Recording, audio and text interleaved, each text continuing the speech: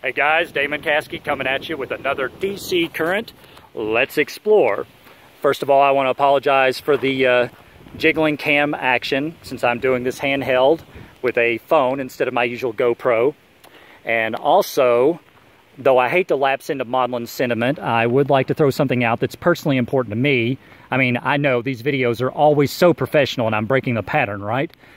Anywho, I wish to say Happy Father's Day to my grandfather, who I spoke to earlier today, and to Thomas Leland Moore Jr., who has not been with us since 2013. Happy Father's Day to both of you.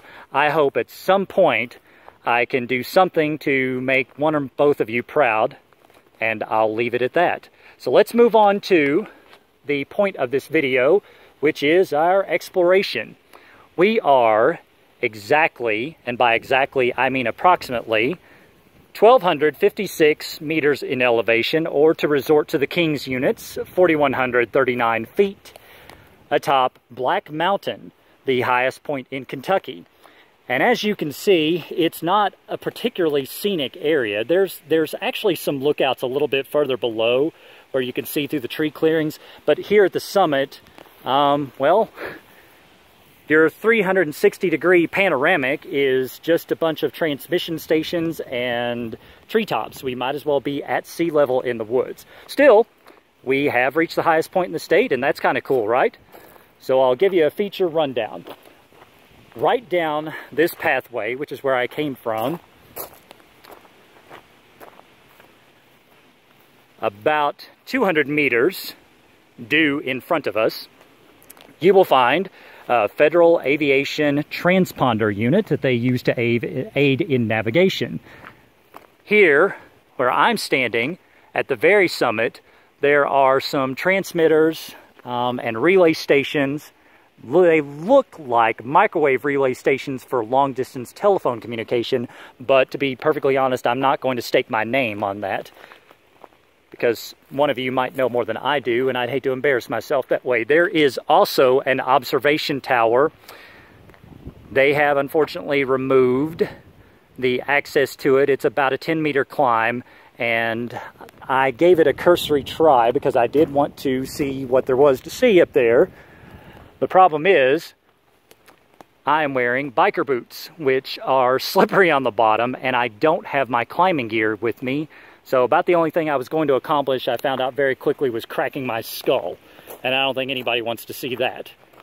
Well, maybe some of you morbid folks out there might, but I sure as heck don't. So we'll have to come back here at a later date, which I most certainly will. I'll bring my truck instead of the bike, and I will ascend the tower, sorry I lost my place, and give you a panoramic from Black Mountain. But since we can't do that today, that just leaves this lovely little plaque here that describes a Mr. William Risdon, a World War II veteran. Thank you for your service. And just in case this plaque doesn't record well enough, I will read it aloud. Excuse me, my voice is failing. Highest point in Kentucky, elevation 4,139 feet. This plaque is in memory of William Risdon, 1914 to 1994, World War II veteran. An innovator and devotee of electronic technology, Risdon was a pioneer in cable TV industry, credited with building the first cable system in Kentucky. Taking advantage of Black Mountain's elevation, Risdon located his operation in this general area. With ingenuity, hard work, and perseverance, Risdon fulfilled his dream to cable television from atop Black Mountain to the town below. He was recognized for his closed-circuit television facilities that provided vital community service. The Cumberland Cable Company has been recognized as one of the first 10 cable systems in the United States. Sponsored by Hands Across the Mountain.